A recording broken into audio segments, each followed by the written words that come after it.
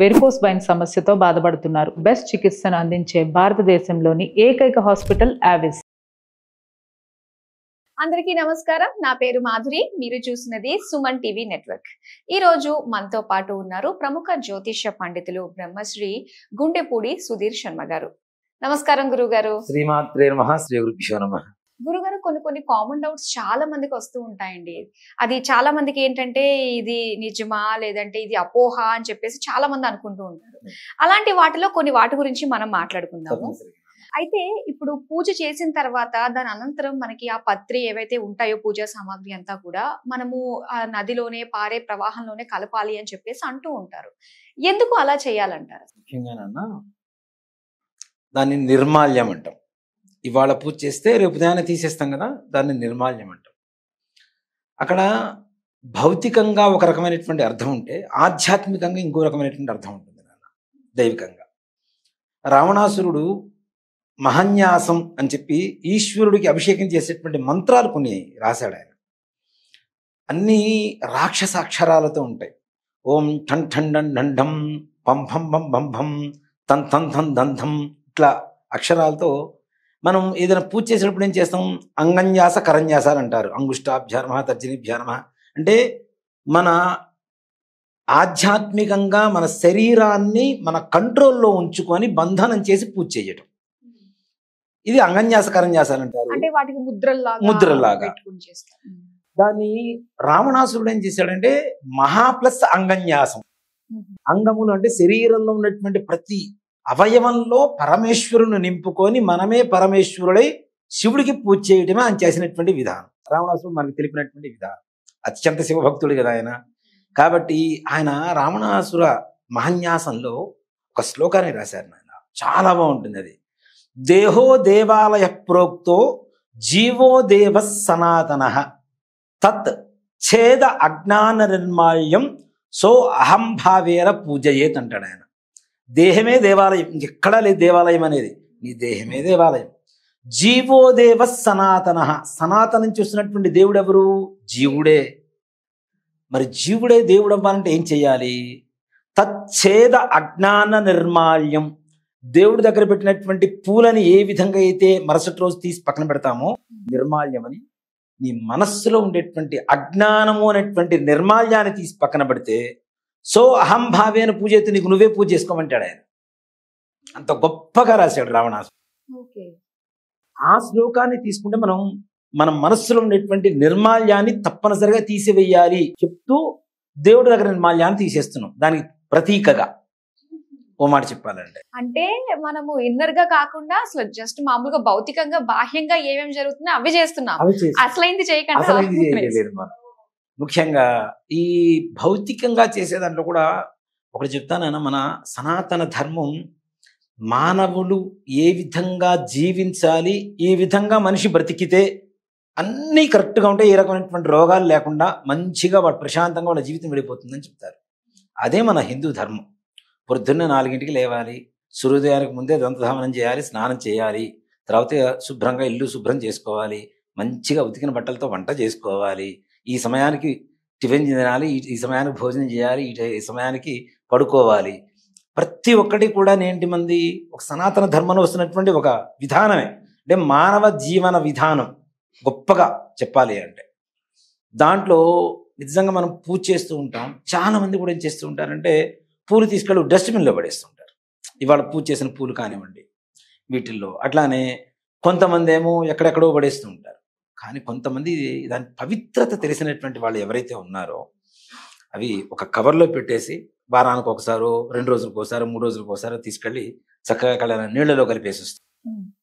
దీంట్లో శివుడికి చేసేటువంటివి కొన్ని రకాల పత్రాలు పూజలు చేస్తూ ఉంటాం. అమ్మవార్లకి కొన్ని రకాల పుష్పాలు చేస్తూ ఉంటాం. వీటిలో చూడండి, ఇప్పుడు కొత్తగా మనకి వీడియోస్ వస్తున్నాయి ఈ యూట్యూబ్ ఛానల్స్లో కూడా చూడండి. ప్రతి పుష్పంలో కూడా ఒక ఆయుర్వేదిక్ మెడిసిన్ ఉంది. అది మందార పుష్పం కావచ్చు, గులాబీ పుష్పం కావచ్చు, శంఖ పుష్పాలు అంటాం, ఆ పుష్పాలు కావచ్చు. ప్రతి దాంట్లో కూడా ఒక ఆయుర్వేదిక్ మెడిసిన్ తప్పనిసరిగా ఉంటుంది. ఇక్కడ మనం పూజ ఈ పూలతోనే చేయండి, వీటితోనే చేయండి అని ఎందుకు చెప్తున్నాము అంటే వాటి ద్వారా మనం పీల్చేటువంటి గాలి మన శరీరంలో ఉండేటువంటి రోగాలను నివారణ చేస్తుంది. మనం డైరెక్ట్ తినలేము, తినలేనప్పుడు ఏంటి వాటి మీద నుంచి వచ్చేటువంటి గాలి కూడా అంతే కదా. ఇప్పుడు అగరబత్తి ఉంది నాన్న, దాన్ని మనం డైరెక్ట్ ముక్కు దగ్గర తీసుకొచ్చి పెట్టుకోలేం, దేవుడి దగ్గర పెడతాం. ఆ వాసన మొత్తం సువాసన భరితంగా ఇల్లంతా వెదజల్లుతూ ఉంటుంది, మానసికంగా ప్రశాంతతనిస్తూ ఉంటుంది ధూపం అనేది. అవునా? అందుకని ఈ పుష్పాలు కూడా ఈ పుష్పాలతో పూజ చేయాలి, ఇవన్నీ కూడా జాగ్రత్తగా పెట్టుకొని నీళ్లలో కలపాలని చెప్తూ ఉంటారు. ఇది అసలు మొట్టమొదటిగా ఎక్కడ వచ్చింది మనకి అంటే వినాయక చవితిలో వచ్చింది. వినాయక చవితి చేసేటప్పుడు కూడా ఏం చేస్తాం మనం, మట్టి తెచ్చుకుంటాం, పుట్టమట్టో చెరువు మట్టో లేదంటే నదీ తీరంలో ఉండేటువంటి మట్టినో తెచ్చుకుంటాం మనం. అది కూడా ఆ మట్టిని తెచ్చుకొని చక్కగా ఎండబెట్టుకొని దాన్ని పొడి చేసుకొని ముద్దగా తయారు చేసుకొని గణపతిని తయారు చేస్తాం. అవునా? తయారు చేసిన తర్వాత ఏకవింశతి పత్రి 21 రకాల పత్రులతో పూజ చేస్తాం గణపతికి. చూడండి, మనకి ప్రతి పండగ కూడా అదే. అందుకనే చెప్తాను సనాతన ధర్మం అంత గొప్పది. ఎందుకు అంటే మనిషి ఆరోగ్యాన్ని ఇచ్చేటువంటిదే ముఖ్యంగా. ప్రతి పండగ కూడా ఒక్కొక్క సీజన్లో వస్తుంది. ఆ సీజన్లో వాడేటువంటి ద్రవ్యాలు కావచ్చు, పుష్పాలు కావచ్చు, ప్రసాదాలు కావచ్చు, అన్నీ కూడా మనిషికి ఆరోగ్యాన్ని ఇచ్చేది. మనకి వినాయక చవితి ఎప్పుడు వస్తుంది? కరెక్ట్గా భాద్రపద శుద్ధ చవితి, వర్షాకాలం ప్రారంభం. వర్షాకాలంలో ఏమవుతాయి, వర్షాలు పడుతున్నప్పుడు కొత్త నీళ్లు పాత నీళ్లు కలిసినప్పుడు ఆ నీళ్లు తాగుతూ ఉంటే అనారోగ్యాలు ఎక్కువగా వస్తుంటాయి, ఇన్ఫెక్షన్స్ ఎక్కువ వస్తుంటాయి. అవునా? ఆ వర్షాకాలం ప్రారంభంలో అందరికి ఫీవర్లని జలుబులని అవి ఇవి వస్తుంటాయి. స్వామివారికి పూజ చేసినటువంటి ఏకవింశతి పత్రంలో ప్రతి ఒక్క దాంట్లో ఒక మెడిసిన్ ఉంటుంది. ఇవి నదుల్లో, చెరువుల్లో, అంటే మన ఇంట్లో ఉండేటువంటి కూపం అంటే బావిలో, వీటిలో వేసేయమని చెబుతూ ఉంటాం.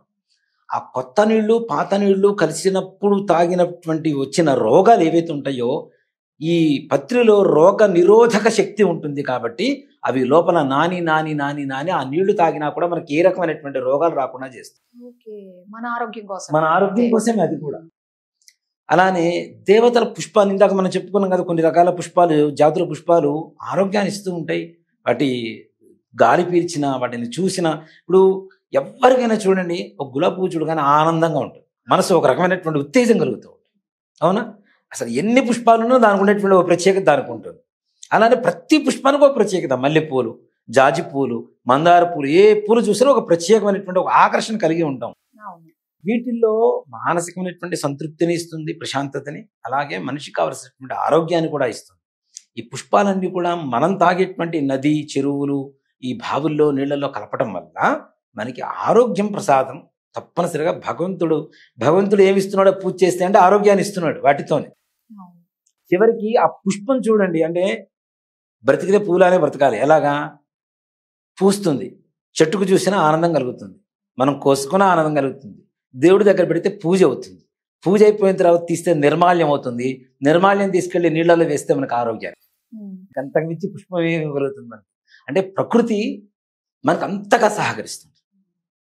కాబట్టి ఈ పద్ధతిని మనం తెలుసుకొని ఆ పత్రాలు, పుష్పాలు కూడా చక్కగా నీళ్లలో కలుపుకోవడం ద్వారా మన ఆరోగ్యాన్ని మనం కాపాడుకోవడం చేసేటువంటి పనే కానీ వేరే ఇదైతే కాదు. దాంతోపాటు ఇందాక మొదట్లో మనం చెప్పుకున్నట్టుగా మన మనసులో ఉండేటువంటి అజ్ఞాన నిర్మాల్యాన్ని కూడా తీసి భగవంతుడు పూజ చేయాల్సిన అవసరం లేదు, అక్కడ మనమే దేవుడు మొత్తం. అంతే కదా?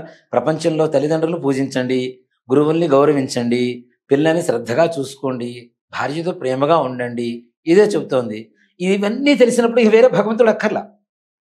అవసరమైన వాళ్ళకి సహాయం చేయండి, బీదవాడికి అన్నం పెట్టండి, దీంట్లోనే భగవంతుడు ఉన్నాడు కదా. అవునా? మనకి దేవుడు వచ్చి సహాయం చేయడు, ఎవరు సహాయం చేస్తే వాడే దేవుడు. కాబట్టి ఈ విధంగా బ్రతికితే చాలు అని చెప్పేదే మన సనాతన ధర్మం. నిర్మాల్యాన్ని ఈ విధంగా నీళ్లలో వేయడం అనేది మన ఆరోగ్యం కొరకు మాత్రమే అనేది మాత్రం ముఖ్యంగా గుర్తుంచుకోవడం మంచిది. అలాగే సనాతన ధర్మం గురించి చాలా మంది చాలా మాట్లాడుతూ ఉంటారు. మన జీవన విధానమే, సరైన మార్గంలో నడిచే జీవన విధానమే మన సనాతన ధర్మం. అంతేనన్నా, అంతే. సనాతన నుంచి మనిషి ఎలా బ్రతకాలో నేర్పించిన ధర్మమే మన సనాతన ధర్మం, అదే హిందూ ధర్మం. హిందూ మతం కూడా కాదు, హిందూ ధర్మమే. చాలా చక్కగా వివరాలు తెలియజేసినందుకు ధన్యవాదాలు. శ్రీమాత్రే నమః. శ్రీ గురు.